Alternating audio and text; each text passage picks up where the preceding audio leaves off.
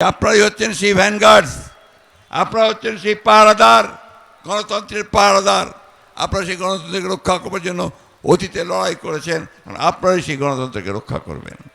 সেই জন্যে এই গণতন্ত্রকে যদি কেউ ধ্বংস করতে চায়, আবার বিপথে নিতে চায়, লুট করে নিতে চায়, সেখানে আপনারা অবশ্যই রুখে দাঁড়াবেন।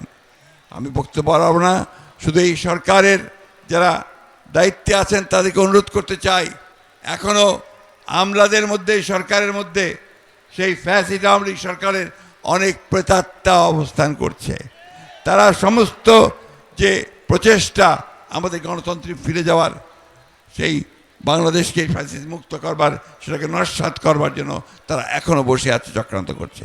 এই চক্রান্তকে রুখে দাঁড়াতে হবে।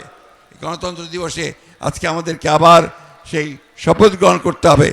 যেভাবে বুকের রক্ত দিয়ে আমাদের ছেলেরা এই সুযোগ সৃষ্টি করেছে, বুকের রক্ত দিয়ে হলেও আবার আমরা সেই সুযোগকে রক্ষা করব। গণতন্ত্র আর বিএনপি এই দুটা সমার্থক। শহীদ প্রেসিডেন্ট জিয়াউর রহমান একদলীয় শাসন ব্যবস্থা থেকে বহুদলীয় শাসন ব্যবস্থা নিয়ে এসেছিলেন। বেগম খালেদা জিয়া রাষ্ট্রপতির শাসন থেকে প্রধানমন্ত্রী পার্লামেন্টারি শাসন নিয়ে এসেছিলেন। একটা সুষ্ঠু নির্বাচনের জন্য তিনি সেই কেয়ারটেকার গভর্নমেন্ট প্রথা চালু করেছিলেন। বাংলাদেশের জাতীয়তাবাদী দল আপনারা দেখেছেন 2016 সালেই দেশে বেগম খালেদা জিয়া ভিশন 2030 দিয়ে গণতন্ত্রের যদি সাস্টেইনেবল হয়, সে যে লাক্সই হয়, টিকে থাকে, তার জন্য সংস্কারের কথা বলা হয়েছে। আমরা কিছুদিন আগে, বছর দুয়েক আগে আমরা আবার সেই 31 দফা দিয়ে আমরা সংগ্রাম করেছি, লড়াই করেছি। এই 16 বছরে আপনারা সবাই শুনেছেন, আমি রিপিট করতে চাই না। আমাদের অসংখ্য প্রাণ ঝরেছে, আমাদের অনেক লোক কারাগারে গেছে, যে নির্যাতিত হয়েছে।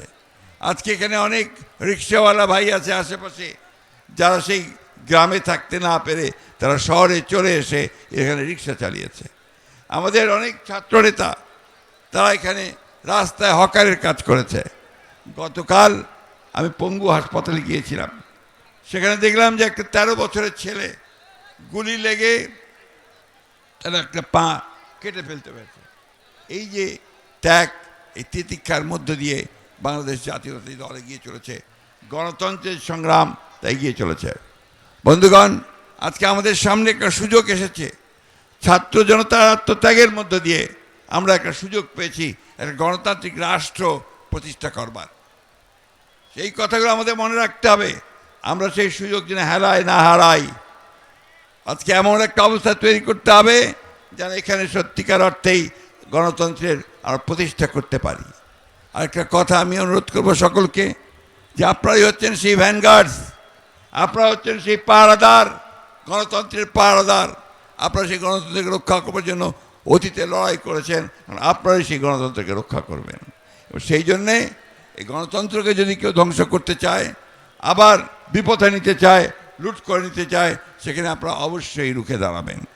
আমি বক্তব্য বাড়াবো না, শুধু এই সরকারের যারা দায়িত্বে আছেন তাদেরকে অনুরোধ করতে চাই, এখনও আমলাদের মধ্যে, সরকারের মধ্যে সেই ফ্যাসিস্ট আওয়ামী লীগ সরকারের অনেক প্রেতাত্মা অবস্থান করছে।